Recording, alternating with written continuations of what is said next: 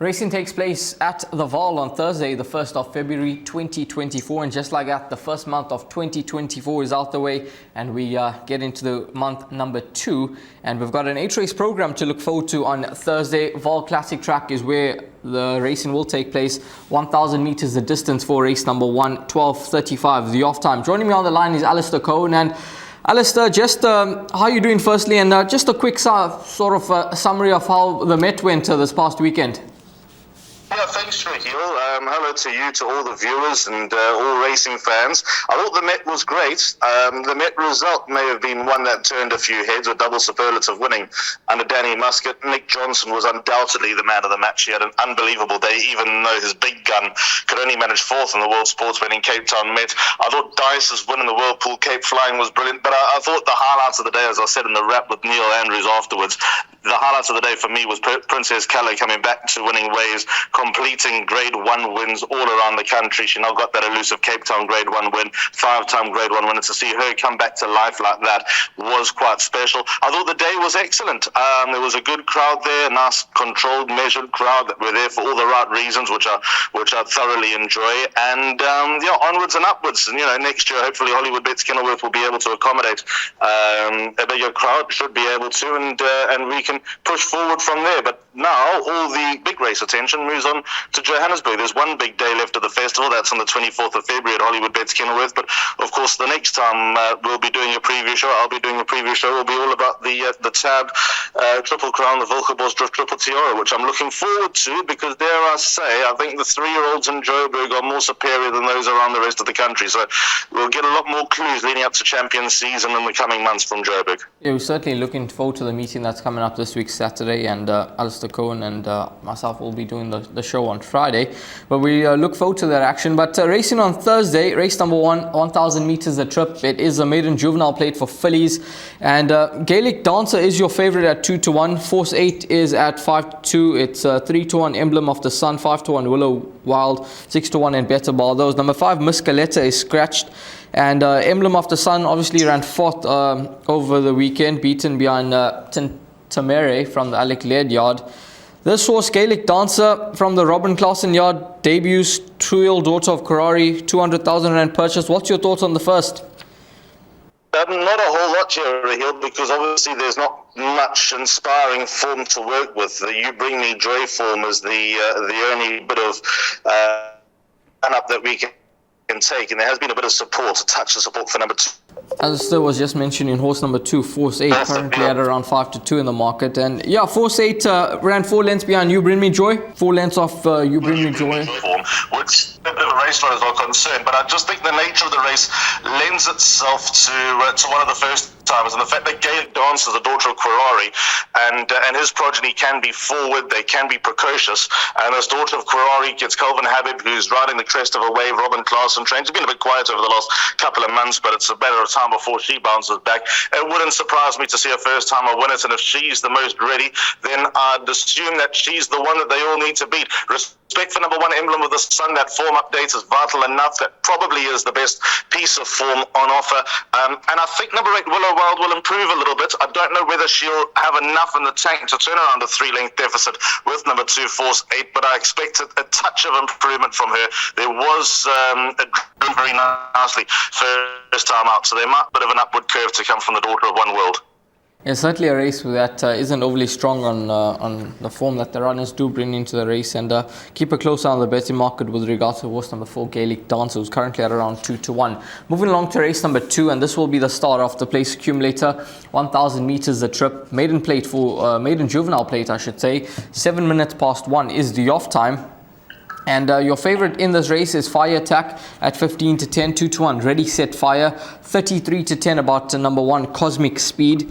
It is 11-2 Sunset Rio, 12-1 and Better Ball. Those Fire Attack ran second last time out behind Address the Nation, 1,000 meters. A trip that should probably suit him a lot better.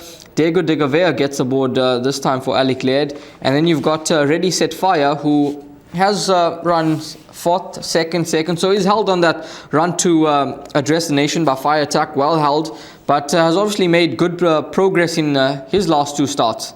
Yeah, Raheel, I think you might be right with the Address the Nation form coming under the spotlight here. Obviously, Ready Set Fire's got about 5 lengths to turn around with number 2, Fire Attack. But what Ready Set Fire's got in his advantage this time around is probably a little bit more hard than number 2, Fire Attack. He's had 2 runs in between, which might just propel him to being a little bit closer to number 2, Fire Attack. But again, in your opening, you were spot on. Fire Attack was closing in late behind Address the Nation last time out. They both pulled well clear of the third place horse.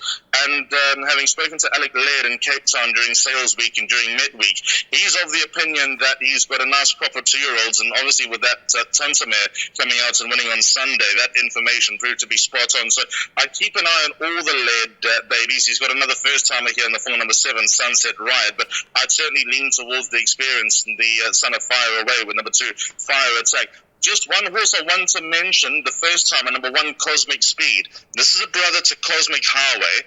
I remember him at the sales. He was a lovely son of Ferrari. Sean Terry went to 725,000 Rand to acquire him. He's come early, which is not much of a surprise.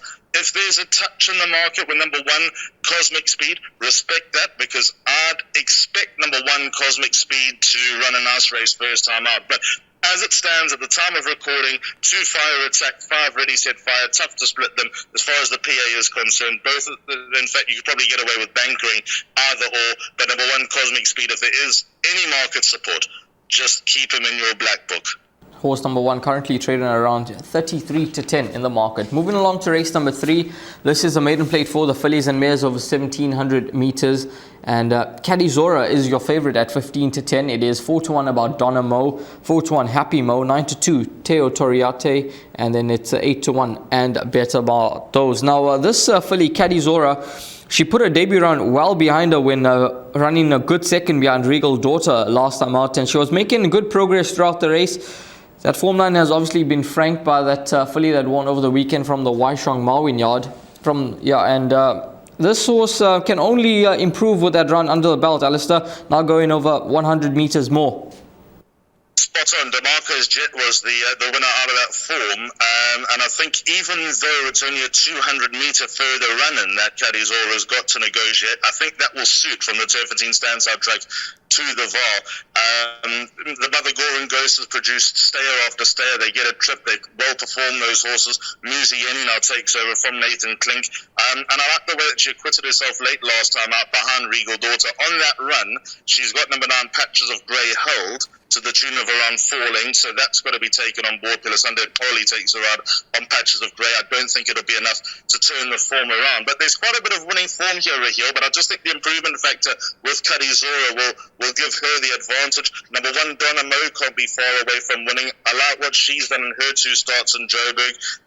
She looked like she was ready to win in Cape Town, but her 2 runs in Joburg to to Secumva 2 runs on Saturday, and to Midwinter Wind, who I think is seriously upwardly mobile. And even number 2, Teo Toriata, although running in weaker maidens at her last 2 starts, she's caught the eye over the closing stages by finishing off her races quite nicely. But I think they've got it. I think they've got their backs to the wall here with number 8, Caddy Zora. Even number 7, Happy Mo, if not in desperate need of the run, could also put up a nice run this time around. But I think they've got it all to do to beat the improver number 8, Caddy Zora, who's dying for a trip. As you mentioned, 100 meters neither here nor there, but that could still make a difference. Third run, there's more to like about her than anyone else's chances, and there's something to like about at least half the field. There's definitely a race where those trifectas and quartets could be worth a nice dividend, especially if you are all in with number 8, Caddy Zora. Banker that for first and find a few roughies to run into that second, third and fourth position. Moving along to race number 4, maiden plate, 1700 meters a trip, 11 minutes past 2 is the off time, and Green Garnet 14 to 10. At Tarime at 4 to 1, it's Master Christmas at 6 to 1, 7 to 1, Battle of Barberton 12 to 1, and Better Bar those. It's a field of 14 runners. Now, this horse, Green Garnet, he's been a bit frustrating and a bit costly to follow for punters.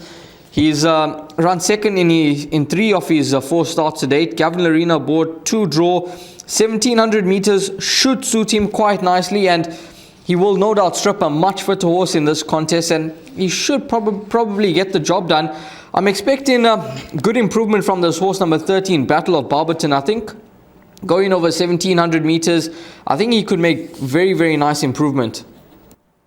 Yeah, so Raheel, going to number 1, Green Garnet first. I know Mike Becock thinks the son of Gimme, the green light, is well above average. Gavin Lorena takes a ride. I was shocked that he got beaten by Hackers Practice last time. Hackers Practice came with some pretty ordinary Cape Town form and turned over the 14-10 favourite Green Garnet, who looked a winner throughout the entire race, really, and Hackers Practice somehow managed to lift himself off the canvas and turn over number 1, Green Garnet. I'd put that down to the fact that was his first run after a gelding and may have just been a run short from his peak. So I'm hoping there'll be no mistakes this time around, that he'll get the job done. The good draws a massive advantage. The extra 100 metres, the longer straight, I think all going to play into Green Garnet's favour. But you're right, there are a few improvers. This is where my day starts, by the way. I've suggested Jackpot 1 on this card because I like the way that the first Jackpot has developed to my eye, because there's a race where I think it's just a field race, and I think there's a race where you can go quite thin. So I've held this to just 2 horses, maybe against my better judgment. I think number 2, Atarime, is going to be a big chance as well. I like the way this horse is coming along.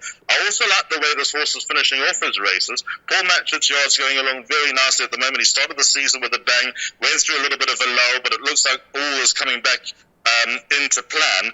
Bunny Player, the horse who finished behind Atarime last time out, has come out and won. Lamu Hull's come out and run second, nearly franking his own form. So I think that's a useful piece of form that Atarime brings into the picture here.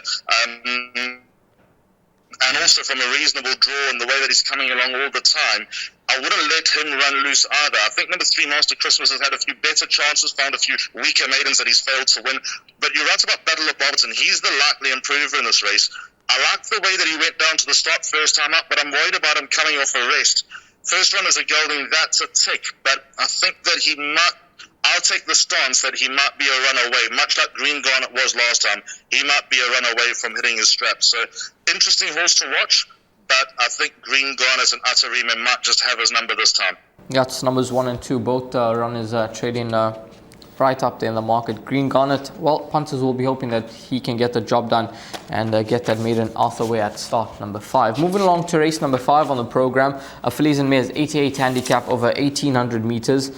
And your favorite is Beating Wings at 8-10, 11-2 Pretty and Pearls, 8-1 Gimme a Light, 10-1 Alphabetti, Demo Star, Crimson Forest, and then it's 12-1 and Better Bar. Those now this filly Beating Wings, she's quite she seems to be quite smart. She's obviously won her last 2 starts and she's going about her business the right way. Despite dropping to 1400 meters last time out, she managed to get the job done, and My Lady Soul coming through to frank that form. 1800 meters, a distance that should suit her quite nicely. She's gone up 4 points for that victory, but with just 54 kgs on the back, she looks to be the one that could take some beating. What a perfect landing spot this is for number 7, Beating Wings, Raheel. When you consider that, it would have been an easier option to run her against stronger with a lighter weight, or even run her against an even weaker field. I think this is just a happy medium for the daughter of Rafif. When beating My Lady Soul, I got put off My Lady Soul last time. I've been with her so many times before. I thought it was Christmas on the 23rd of December, as I mentioned on the show, thinking that My Lady Soul was a good thing. And then she was undone by Lady Fallon. She was undone by Beating Wings. And then she came and set the record straight. In a similar type of field, it must be said, off top weight. And with Beating Wings' rate of improvement, I can't see her getting beat. For me, she's the banker in the jackpot. She's therefore the banker in the pick 6 as well. When you look around, they're horses that look to be in that place. Poor little Rich Blue, I think, has been a trifle disappointing going over 2,000 metres at her last 2 starts, but she might be worth another chance. I don't think Alphabetti and Gimme a Light are all that bad, but I think that Beating Wings is just better than everyone else in the field. I think it's that simple. Her debut run was very encouraging, and the fact that Stuart Pettigrew ran her from a bad draw in her second start, that is not a Pettigrew thing to do. I've sat in his office millions of times on Declaration Day, and he's barking orders to the Bureau 7 or less is his way, but he must think that this daughter of Rafif is good enough to overcome that type of adversity, and he's done it again with draw 8 with Beating Wings, although she's got a bit of back straight to work with, and she seemed pretty versatile, and it looks like there's a bit of pace in the race. So I don't see all that many complications, and I think if she is going to get to a level that she's capable of, I'm not for one moment saying she's grade 1 material, she probably isn't, but she's got to be good enough to be sniffing around some sort of feature in the coming months. She's definitely a one that I think we need to keep an eye on it. And let's see where they go from here. She happens to win. We expect her to come through and prove her mettle in this race. And who knows, the yard may look at the Classic as a possible option, which comes up in March. Race number 6, an MR 75 handicap over 1450 meters. 25 past 3 is the off time. And race number 6, your favorite, is Circus Lights, 4-1 Viva de Janeiro, Work of Time, 5-1 Munchkin, 6-1 Aravadicio, 7-1 Princess Ilaria, 12-1 and better bar those. Now, it is the type of race where you mentioned you've gone with field in the jackpot. Is this the race where you've gone the field? Because you've got an old favorite here in the form of number 3, Aravadicio. I know he's got a deep draw to contend with, but he's down in class and he's dropped in the ratings, and there's a lot to like about him, but his current form doesn't inspire much confidence. Raheel, if he was drawn better, it wouldn't be a field race, but the fact that he's drawn 11 out of 11 over 1450 on the Vaal Classic track, I'm going to take my medicine and go field, even though he is popping on my radar like you can't believe. He's got to be close to being set up from a once 97, he's now down to a 95. Got Gavin Lorena on for the first time in his life. I mean, look at the horses that he's run to back in the day. Even before that, I remember Louis Otwa went up to Turfentine to ride Aravadicio once upon a time in the Sea Cottage Stakes, and it was such a good run. I'm actually going to call up that form now for Aravadicio. Going back, Louis and Otwa, it was so long ago that it's not even registering here on my record. I'm going to have to go to a different source here and get the Aravadicio form. But the point is, Raheel, he is so down in class, so down in grade.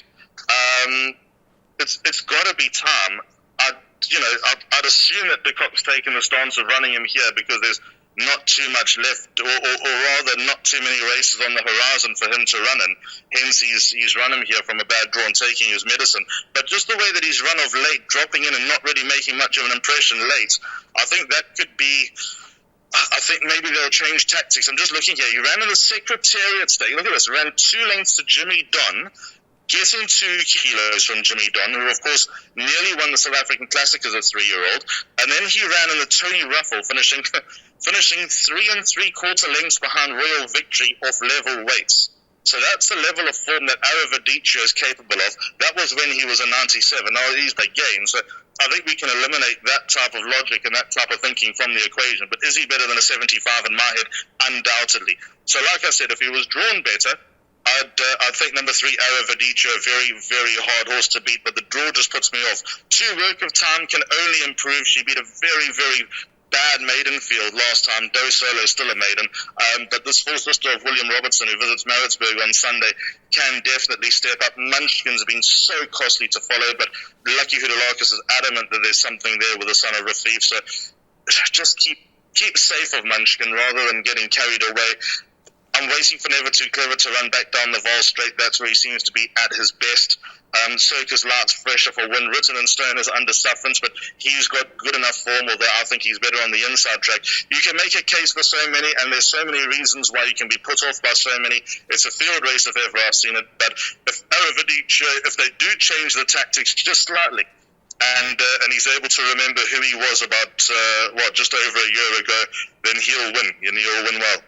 Yeah, horse number 3 currently at around 6-1 in the market. Plenty of value about this runner who's significantly down in class on his recent form. Race number 7, fillies and mares, 89 handicap, 1200 meters the trip. Runway Bomb is your 13-10 favorite. Cigarette Swing at 5-1, Alabama Anna 5s, 7-1 Platina Princess, Call Me When You Need Me, and then it's 10-1 and better bar those. Now 1200 meters the trip. This filly Runway Bomb, she's taken on slightly stronger in recent starts. She's well suited to 1200 meters, given that she's gone over 1400 and 1450 in her last 2 starts, a distance that tends to stretch her a bit, but she's equipped herself well. She'll no doubt love the step back to 1200 meters, and she's the filly that I think sets a standard on current form. I think she does as well, Raheel. Again, the draw is a little bit iffy. Draw 8 over 1200 metres on the crown of the bench. She's going to need a bit of luck. but she's got the gate speed to overcome it. So hopefully for her sake, there's nothing on her inside, although there's Midnight Gem, and hopefully for her sake, she can clear Midnight Gem early and get into a promising position. I agree that this is the right type of distance. She's 2 from 4 over the strip with 2 places as well. So just judging by the stats and her profile, I'd suspect that if not winning, she'll go very close. But I'm just not convinced. Maybe the handicapper might have her, because when beating No Filter was workmanlike, she probably shouldn't have beaten No Filter that day at the Vaal. And then her next start, when beating Cape Lights, the handicapper gave her £5, and I think that may have just got the grip of this daughter of Lancaster Bomber.